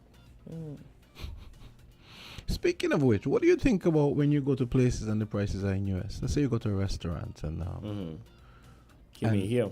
Yeah, what do you think about that? You just convert it. So you mean you go in and you see straight US? You don't see EC and then US? I see some people said, well, why are they quoting US prices in an EC country? I think because they're catering for the tourists and the not. Oh boy. What you said? You'd love to be paid in US. Well, who wouldn't? Yeah. Mano. Yeah. But what's the point of being paid in US though? You mean other than the exchange rate? I want to be dollar for dollar. But dollar for dollar, there are cases dollar for dollar sweet? No, but there are Not cases really. where you get paid in US and it's not dollar for dollar, meaning they pay you in US, but they pay you based on what you would get paid in the States as opposed to here. So, yeah. No, I didn't quite get that. I say I know of cases where you get paid in US, but it's not necessarily based on. It's based on how they pay in the US. Okay, fair enough. So they might say if they pay that job pays 5,000 US in the thing, they pay you 5,000 US here, and they pay you in US. Okay, so Plus- that's a little 10,000 and change. But then you have some people who look at it like, oh well, we're in St. Kitts, so we don't have to pay them that. We can just pay them 5,000 easy. But then there's some people who are like, no, we pay the same, regardless of what the. I think the same cost of sounds living better. is. Yeah. Regardless of what the cost of living is. Yeah, the person should be able to get the money. We'll pay you the same. Yeah. Okay, fair enough. Yeah. Fair enough. So I know we were talking about the. There was. I know Go you ahead. sent the week. I kind of touched on it when you guys were here earlier in the week. Dr. Terrence Martin. Oh, yesterday. Well, did I touch on it yesterday or was it Monday? I think it was yesterday. His program returning? Yeah, yeah, we did touch on it yesterday. Well, once again, just letting people Day know. before. Yeah, the program. No, I think it was Tuesday. Tuesday? Okay. Yeah, I don't think Jay Black was here when you talked. No. When you spoke about it. Nope. I have a comment here. Someone said, what was the point of the Prime Minister's address last night?" But boy. hey, let's treat that as. Man, he's getting. Yeah, to- well, if that person has a genuine question, then that question should be addressed. But I guess we are not the powers that be, so we can't answer. Yeah. But what points of it What's the point of made making, that person? What's the point of asking that question? Like, if freedom is speech is freedom of speech, then I think the Prime Minister should be allowed to say what he wants. It's an update, right? So it's better than just keeping quiet. But the thing is about it, people wanting to address the things that is going to obviously stir controversy. We don't know the moving parts behind that. So, good question, but if you, just like how you could ask a question, the man could say what you want. And that's my answer to that. I agree. Do you believe that what is happening in the country now, like we see people are getting, like in Connery, they're building the pavilion, and there are other things that we're not seeing, like the hospital is going to be all fitted with new furniture, the hospital has AC. Do you think the things that the government are doing that are not tangible, like putting monies in people's pockets, are evident as people not, as money not circulating as much as it was said it was circulating under the previous administration? No, there's this thing, and it's a very dangerous thing, called the narrative, right? And with that narrative, you could pretty much steer how people think, right? There's a quote, it says, fool one a day, right? If you can convince people that this is the truth, right, then, or not actually, if you can confuse people, right, which is what the propaganda machines do, then they've won, because then it makes people question, and then it incites riot, and it incites violence. I would say violence, for lack of a better word. But the most important thing is that it's not to control the people, but the narrative. You understand?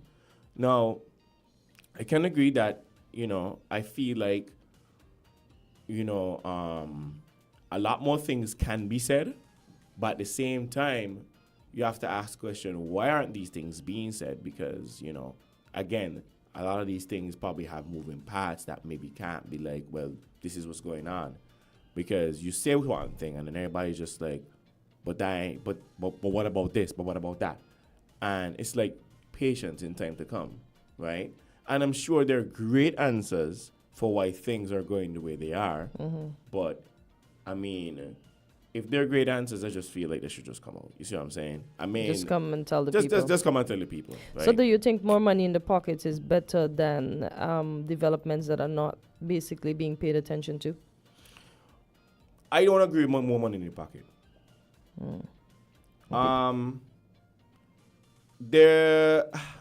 I always have this philosophy, right? Where, okay. That saying where you could put a pig in a mansion and it's still a pig. Still a pig. Right. If you give me $1,000 today, and you say, okay, let's bump it up to $10,000, right? Capacity-wise, I can only manage just $1,000 because I've been getting that for all my life. Yeah. So what difference would $10,000 make? I either don't touch the money, or I touch all the money, but I still remain a pauper, right? So more money doesn't necessarily mean better living, right? Yes, it's going to stimulate the economy, but in what way? You understand? So, everybody wants more money naturally. I would love more money. I always welcome more money. But the reason why some of us can't get more money is because we probably don't know how to control that money. Manage the money. Okay. So, everybody's going to say, oh, yeah, we want double, we want CBI money, all them things and whatever it is. But do we really know how to handle that extra? And let's see, and I'm glad you brought that up, because let's see how the government is going to roll out that whole financial education thing that they want to start with the kids and the investment. That is necessary. Yes. That is necessary. Because building generational Education wealth is necessary. Yeah, building generational wealth is the way to go, I heard somebody talking about that last night. They even mentioned that in the U.S. that doesn't happen. But I'm saying, the children are getting the money now. Some weird... what was it? They get a payout at some age, and then that's it in the U.S. They said 3 in 5 in the U.S. 3 in 5 in the U.S. Have investments, whereas here it's like 1 in hundreds.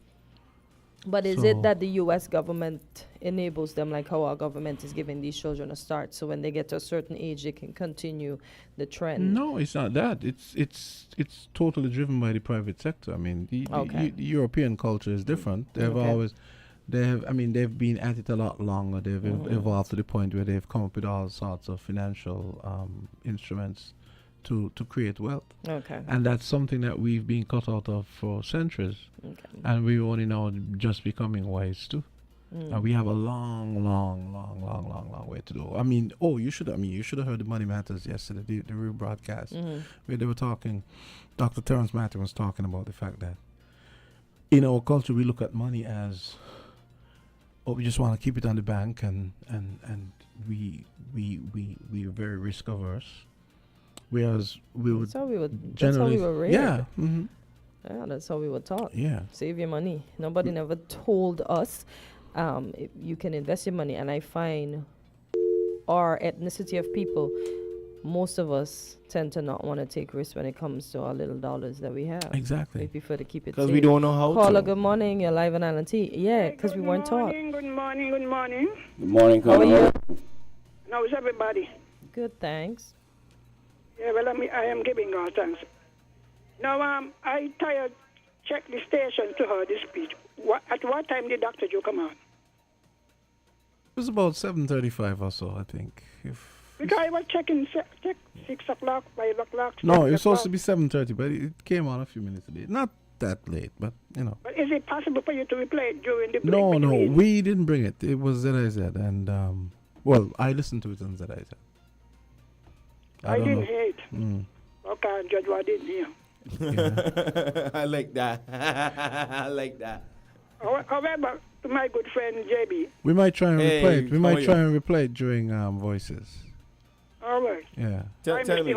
Tell me, Carla. I want to hear what he was. Now, the person was making a commentary this morning. They are part of the government communication business. Who that?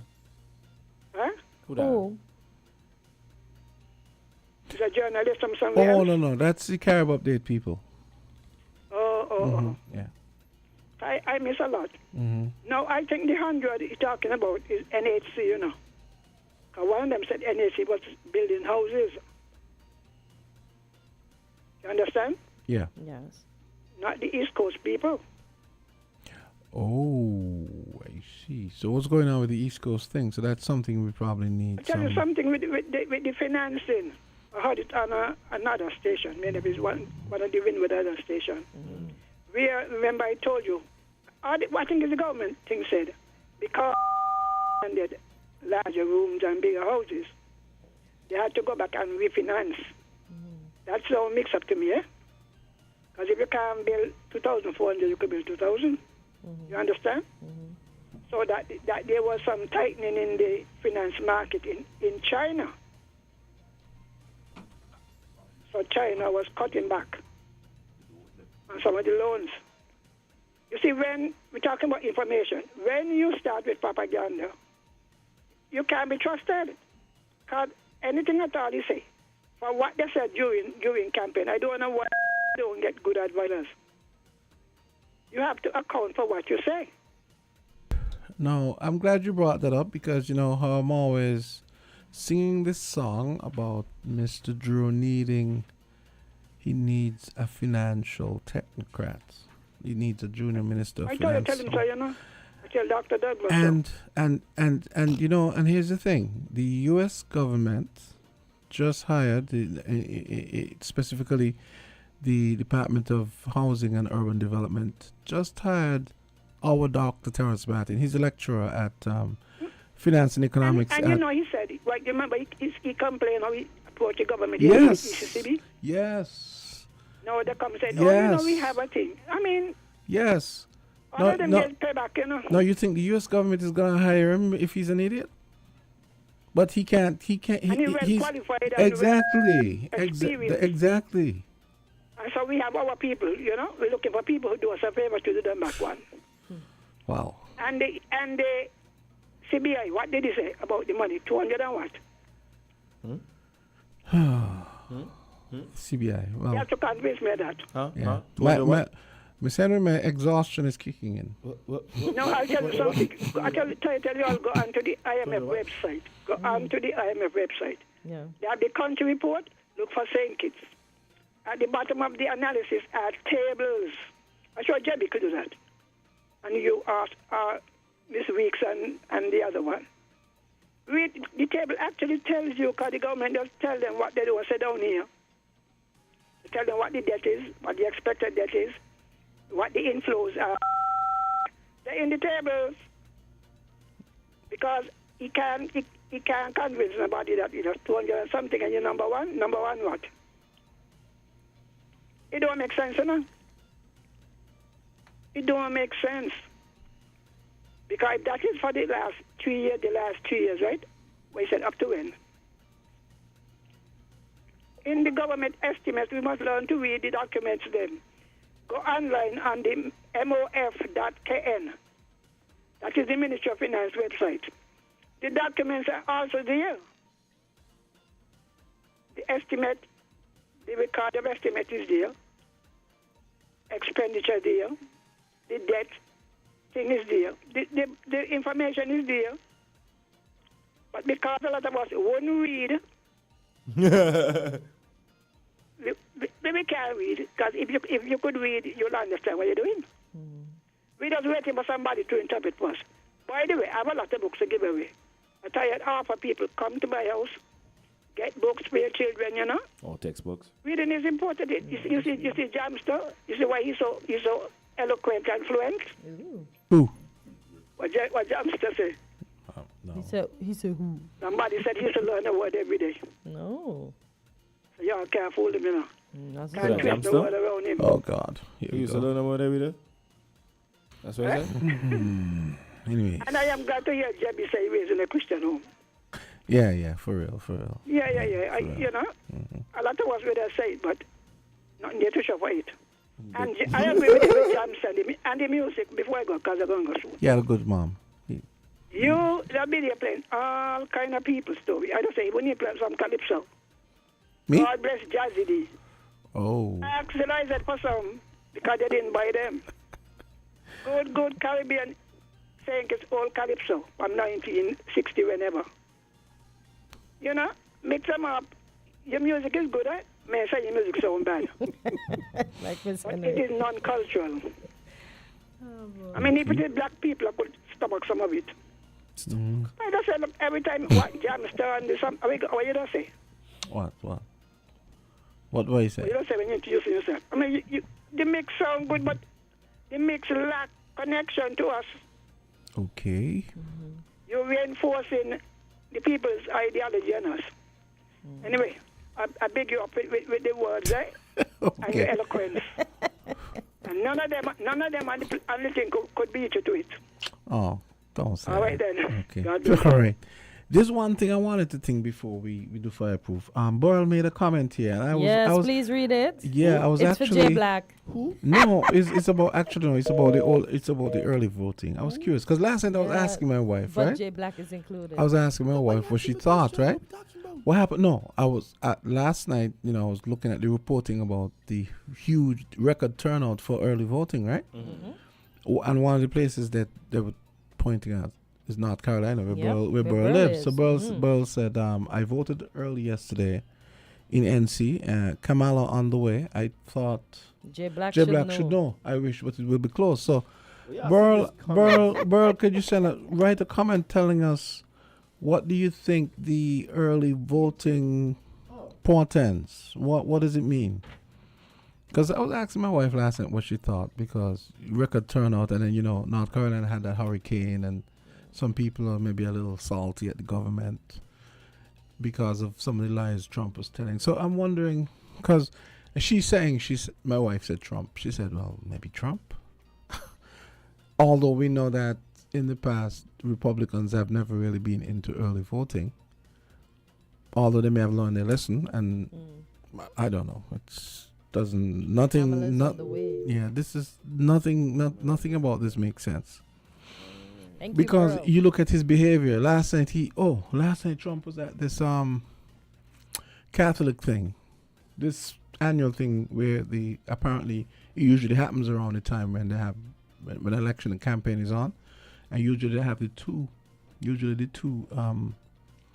parties, two candidates are there, but Kamala didn't go. He went, and really and truly, it's supposed to be like a kind of jokester type thing where, you know, they bring in a comedian who writes jokes for them and they read it. It's sort of like a roast.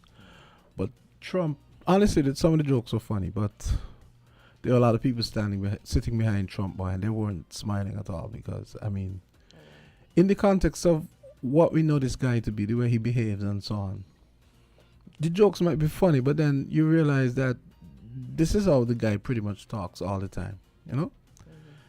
So, and some people were not amused. There was a guy sitting behind Trump. The guy didn't smile once because he said, I could see the guy up there thinking, I can't believe this is what the Republicans are putting up. Yeah, I see Mark Cuban up front in Camilla's campaign session now. I said, wow, look at this boy. Yeah, and Elon Musk campaigning for your boy, Jay Black. Yeah, giving him plenty money and thing, Jay Black. Because Elon Musk, right? Elon Musk, I don't know if you know that, well, of course, people who don't know Elon Musk is one of the pioneering, he's one of the pioneers of technology today. He owns SpaceX. Just making sure that. Yeah, SpaceX, Tesla. Yes. SpaceX, Tesla, Starlink, you know, the whole thing. So, let's take this call before. Elon bought Twitter as of recently. Bought Twitter as well. He bought Twitter, and Elon fired a lot of the staff. And he's pretty much running it into the ground. But anyway, because I digress. there was some underhandedness going on in Twitter, and he had to manfully just shut down servers and stuff like that and fire people because they were controlling the narrative through Twitter. Mm-hmm. Even the FBI and the FDA had control over Twitter. They were controlling the narrative, and, you know, Elon says, no, there should be some kind of freedom of speech on here, right? And if it's one place the propaganda is going to happen, is on Twitter. Let's take this call before we go. Caller, go ahead. You're live on Island T. Good morning. Sorry to call back, but last night he embarrassed the Catholics, saying, oh, you know, with COVID, they begged me for the money. Who embarrassed the Catholics? Trump. Mr. Trump? Oh, Trump put up his name with... No, I didn't get. Yeah. I went in early, Miss Henry. I was wondering how come the Catholics lobbying so hard. I know his lifestyle, and they have some evangelical association. The same thing. You are lobbying. If I was a Christian in America, I wouldn't vote. You know. I don't believe in the lesser evil. Not voting means that you concede to the worst possible outcome. Whatever come up, it wasn't because of me. Not voting means that you concede to the worst possible outcome. Huh? I think most of the Christians vote on the fact that he's pro-life. How is it that you're saying that as a Christian, but them they're in Vatican City endorsing Trump and saying that Trump is the way? I don't understand. I mean, I hear them myself well. You can't go to American Christian people, you know. You buy them and sell them. No, you can buy them and sell them. I don't really trust them, you know. I got to know you. I have something about you. I say, no wonder they're so vigorous. Because when they look at the church rules, you don't qualify. Married twice with all this women's sexual harassment, all of the financial. And these are things that Christians don't support. So if you can't support abortion, leave Camilla and them alone. But don't tell me you're going to go over there for a man who he shows no inclination. Some of them were trying to baptize him when he was in the first time. But he's not into that. And don't talk about racial division. They were bringing up again. Oh, these people eat up cat and dog. And you're going to vote for a man like that? Better you stay home. Yeah. I was so embarrassed because Apple usually play EWTN, the Catholic station. I like it. And the Petit Bien. They actually had that on? Yeah. What? On Fox News. On Fox Oh, News. oh. I hear they're talking about, they beg, during the COVID, they come and they beg me. It's the country they're asking for. Okay, we gotta wrap it All right, because then. we have Fireproof coming up.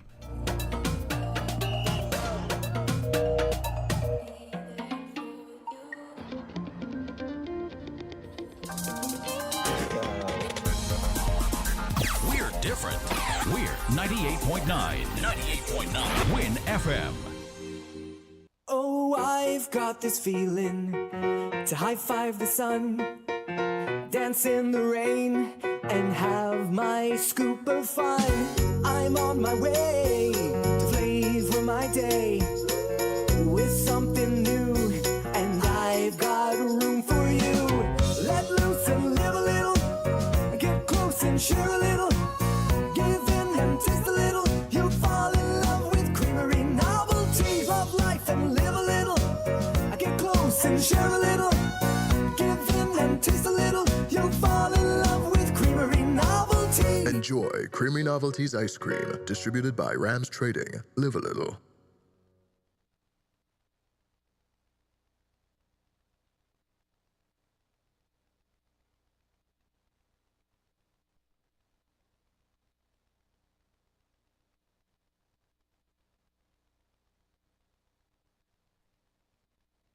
Okay, computer's having a brain freeze, but we can. Here we go. Reduce sugar chubby with the same great taste. Lots of magic fruity flavors, drink the more healthy way. It tastes so yummy, chubby, chubby. 25% less sugar chubby. Be active, be healthy, drink lots of chubby. Kicking football, playing cricket, having fun in the sun. It's chubby. Reduced sugar chubby keeps you cool and refreshed. It tastes so yummy, chubby, chubby. 25% less sugar chubby. Jumping rope, running races, have fun. It tastes so yummy, chubby. Drink the more healthy way.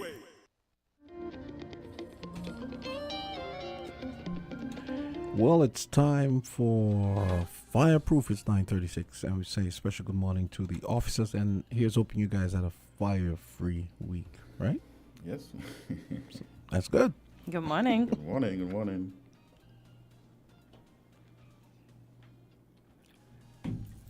Woo. Just keeping it alive right here. Win FM 98.9 with LMC on Fireproof. I guess an angel was was up in there just now. Huh? Well, yes, good morning. Good morning. Thanks for having us once again.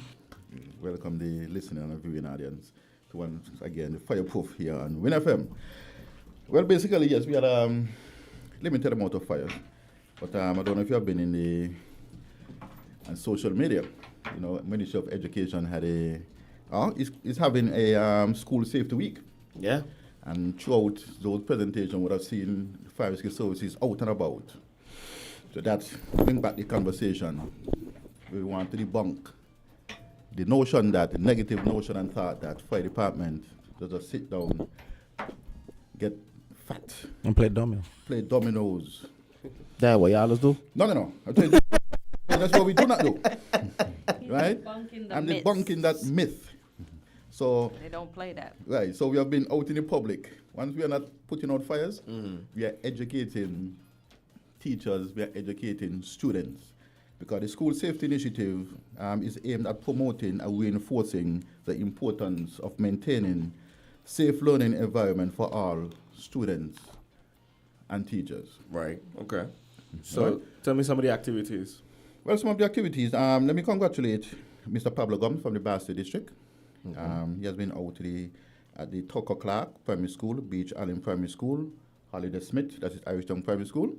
Wonderful school, I went to that primary school. Dean Glassford Primary School and the Kayan Primary School. Outstation, Sunny Point, Mr. Roosevelt Howe, he's in charge.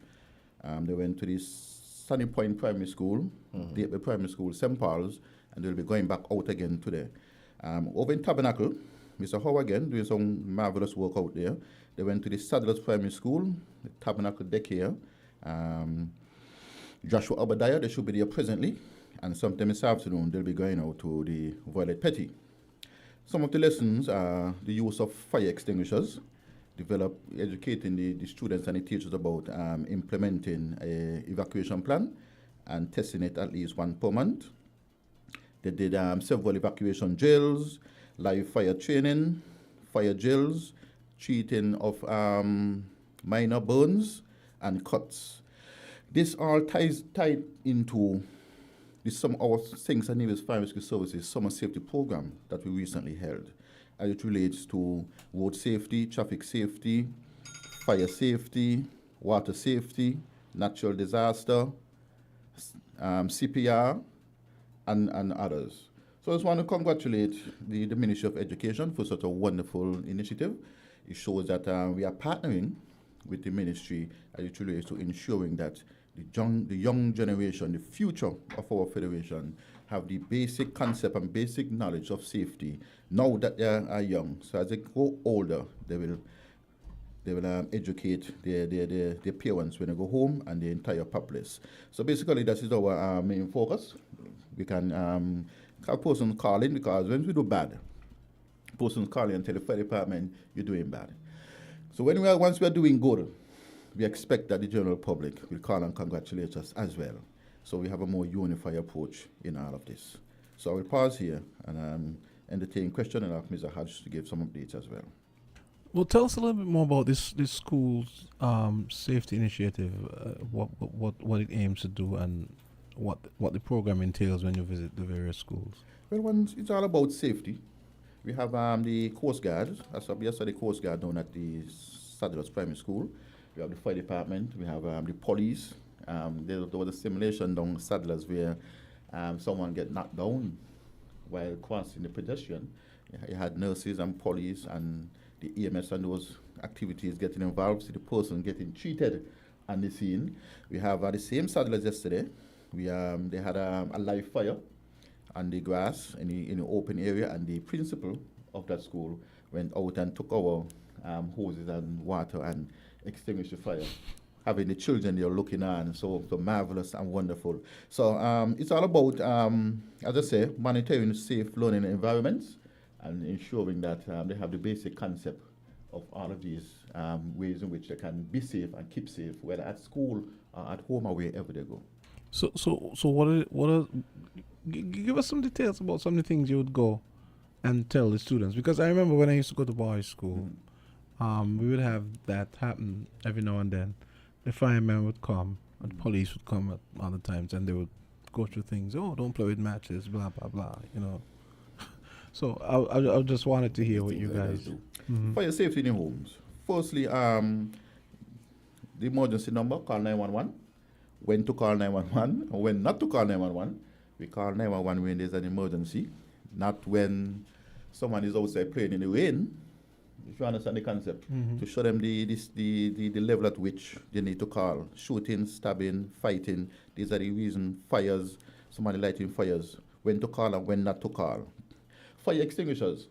What are the fire extinguishers?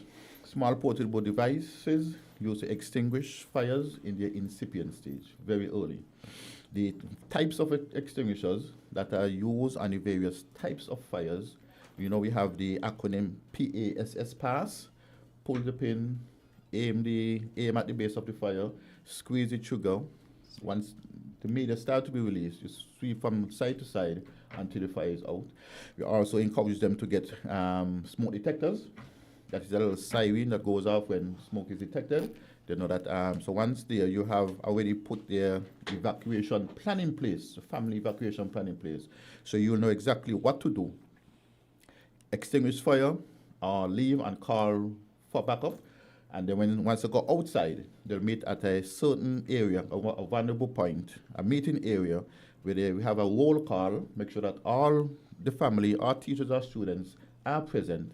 So when we as emergency response vehicles arrive, we will get the information, persons are trapped, everyone are safe and accounted for, and these are some of the basic aspects. We'll go in, put out the fire, and what's not and what's not. As it relates to CPR, very important. You have to know what does CPR mean? Cardiac pulmonary resuscitation. Very good. Okay. CPR. He said very good. Thank you, officer. Put him on the spot. Good question. You can't put me on the spot, yeah? Right.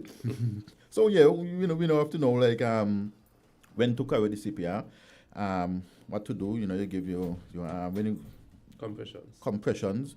When you have the baby, you have to give them the back thrust and these things. When persons are choking, what to do, and Heimlich thrust. Heimlich thrust. You have a cut, what to do when you get cut, what to do when you get burned. You throw allow a little water to flow, not on the cut, but a little, cooly area. So these are some of the similar your EMT man. You have a lot of knowledge about the medical aspect. No, I don't know about plaster. You know about plaster, applying plaster to the cut. You have to raise the injured limb to prevent, blood.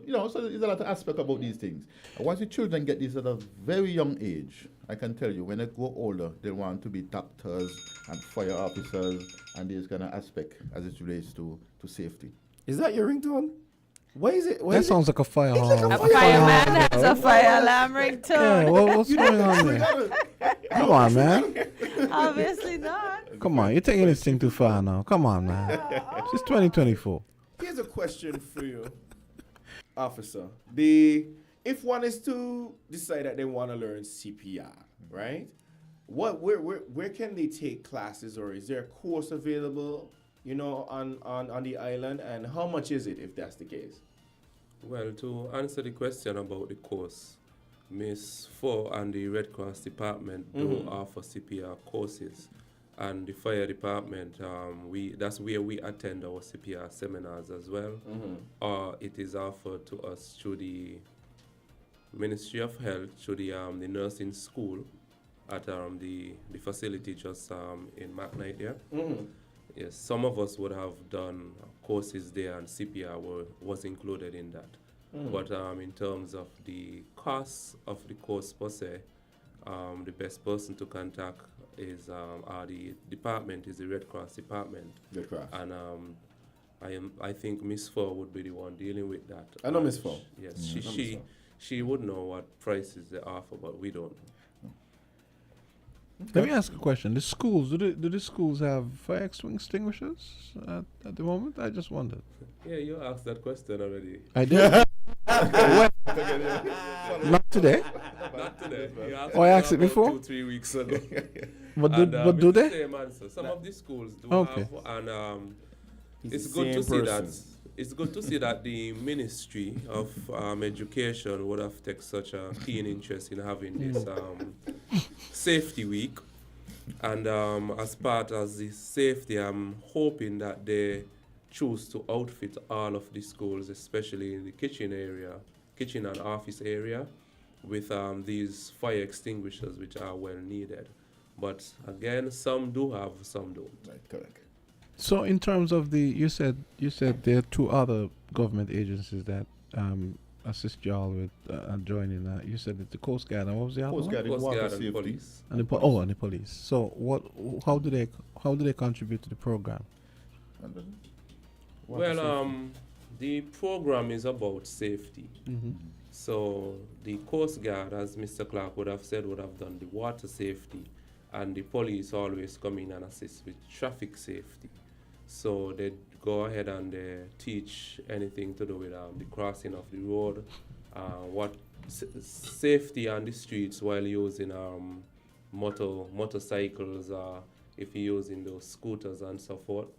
So the police deals with all the aspect of safety during traffic, since that's their field of work. Yeah, that makes sense. Yeah, I remember when they used to teach us look left, look right, then look left again. Yes, and then something. you cross. Yeah. Okay. Black. Why? Why is that funny? Wait, look left again.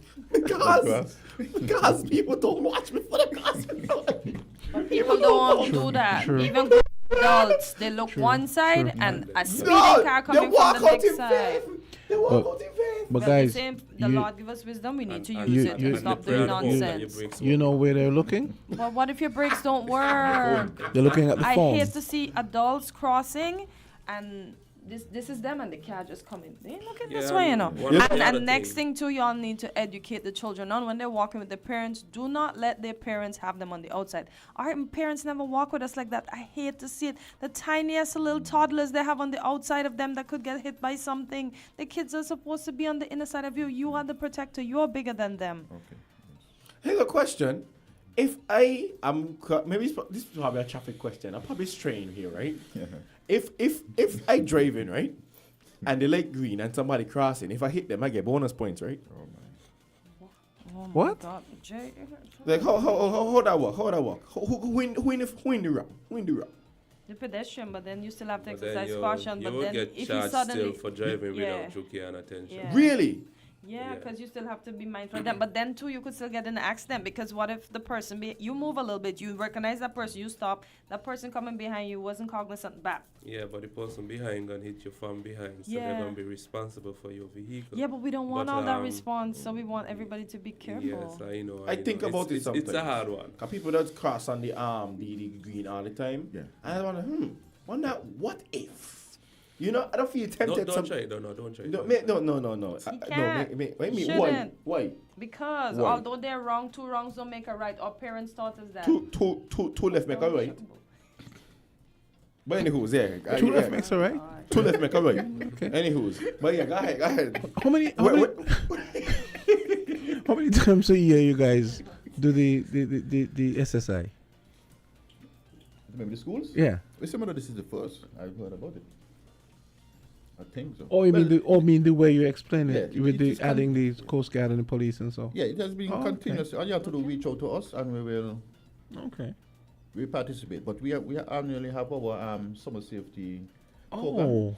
and we do visit the schools. Because when I was in primary school, I guess maybe it wasn't as they didn't call it what you guys call it now. You guys give it a nice fancy name and so. But the cops used to come, and I think once or twice fireman might have showed up or so. But yeah. And back in them days, when you see the policeman show up in the school, you start running and hiding. You think you do something. Really? I don't know about that. I remember when policemen show up in the school, there's a gang war going on. Them days done with. Thank God. But I guess the difference now is that you guys are probably let's say giving some attention to the you could say the safety and rescue aspect of what y'all do. Yes, but yeah. as I say, it's partnering with what we do in our summer safety camp. Yeah. And our fire summer safety program has been going on for some 22 years, I think. I remember that. With the pause for COVID only. Okay. That was started by Miss Fo, the same lady at the Red Cross. Yeah. She's very much in tune with safety and anything She to is. do with. She is. You know, she used to be attached to the fire department, huh? Yes, Yeah. she was there when. yeah. That's why I said he started with her in the fire department. Oh, she was there when you. Oh, okay. Yes, yes. Okay, it seemed like it was She longer that she first- left. That's why. first female inspector in the department. Yeah. No, Station. I know that you guys we're talking about fire safety, and we spoke about the extinguishers and different fire safety preventions. Well, fire prevention methods. There are different types of fire extinguishers. It goes from A all the way to D, correct? A, B, C, D, Beyond. and K. And K, correct. All right, cool. Because water is not the only thing that could out a fire, and there are different types of extinguishing mediums. And water cannot out all the fires. It can't out all the fires. So if there's electrical fire, please don't throw water on it. I'm talking to the person that considered it, not me. I never do that. But where can one purchase a fire extinguisher right now, and how much is it? A fire extinguisher can be purchased from any of the hardware stores right now, or I think Is it gases. full? Yes. Okay. And I think gases would sell them as well. Gases do refill and do sell extinguishers. Where is gases? Up the Bay Road. Carib Just Supply. Yes. Yes. That's the Carib Supply, Carib right? Supply. Yeah, Okay, just cool. below the fisheries. Just opposite right. side. Okay. No problem. No problem. Yes, How much? And you don't know how much they sell it for, if you don't know. Price range of anywhere around $200 to $500. Right. Depending on the size you're looking. Could you explain those different types of extinguishers that you just spoke about after you would have concluded what Jay Black is talking about? Yeah. So it and then that's a one-time purchase of the canister itself.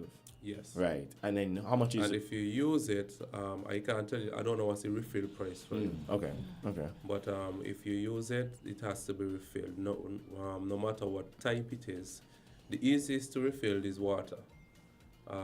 The water, if you have the correct connections, you could actually refill them at any of the gas stations or anything that has a compressor, anywhere that have a compressor, sorry.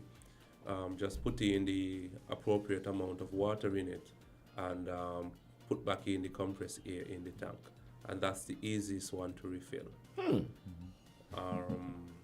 After that, now you have the carbon dioxide. I think Carib Supply is the only place that refills those carbon dioxide. And all of the other is powdered type foam. Sorry. Right, the foam. Yes, they are the powdered type. Again, it's Carib Supply. Those are the only, that's the only place I know in the Federation that refills them. Okay. Okay. So. Types of extinguishers? Yeah, just for somebody that's listening who may not know what they are, since you mentioned them, could you expound? Yeah, because we forgot all that stuff from. In terms of the types, the extinguishers used on different classes of fire. The classes of fire is class A, B, C. A being any structural or any material things like the table, a chair, bed and so forth. Those are class A materials. Class B is liquid, and then the class C is the electrical. So for the class A fires, water would be one of the most appropriate. However, a class A fire could, a class A fire, yes, could start as an electrical, because if there's an electrical cord running under a rug or something and it heats up and light that rug, then the fire started as a class C. Once you plug out that cord or turn off the power, then it automatically becomes a class A. And until that time, I would advise you, Mr. Black, to throw any water at that rug. It's just like, well, after you plug it out, it's just a fire. Yeah, you take away the electricity from inside, becomes a class A now. The class I'm making me think about what I have home now, whereby. Kind of sounds like firemen or like lawyers when they're out in fire. Imagine you're there holding the hose. It's class A now. It was class D a while ago, you know. But, you see, what we do, I mean, a structural fire per se. You show up at the fire, it's burning. Sometimes it's only after you start shooting the water, you realize you may see a different color flame, so you know, okay, well, there's some kind of chemical that's burning inside. So you could tell if it's like and the other thing is, well, you might feel a shock through the branch even though you have on the gloves, and you know for sure there's electricity, so you start calling back to your supervisor. But you do not stop the fight. You change the pattern of the branch method and so forth, and you do what you could do until it is safe to actually proceed. But our job is to come there and to attack the fire with any means necessary. Other than water in the trucks, is there any other sort of compound that you all have in the fire trucks to outfire? Yes, we have like the foam. Some trucks do carry foam. Here? Yes. Oh wow, that's cool. The airport has the foam and dry chemical, as they should. Water, and the truck in Bastia. That's okay. Let me say, some of the trucks do not have actual foam tanks. Some do. Okay. The one in Nevis now has one, and one of the trucks in Bastia have one. There are two trucks over there. One have a foam tank, but the other trucks have a inlet. And we do keep a foam kit on the truck just in case it's necessary. You have 1 or 2 5-gallon foam kit on the truck, and there is a attachable hose where you just attach it to the truck and you open a lever and it sucks in the foam and mixes it with the water. Oh, wow. That's the foam concentrate. It sucks in and it mixes it because when we say foam, it is not just pure foam solution. The foam is like, let me look at it as dish liquid. It's a soapy thing, and but the base is water. Yes, so then it mixes with water. So even at the airport, the trucks are set to have 2%, 3%, 6%, 9% foam. So that's the amount of foam mixed with the water. So if it's at the highest, which is 9%, then the other 91% coming through that hose is water. But the foam solution, after it goes through that special branch, which we call an aspirator, that puts the air in it to foam it up. And it comes out, it gives you a nice soapy blanket, and that's how we keep the air away from the burning liquid. Yes. So, well, you just get a whole lesson on. Yeah.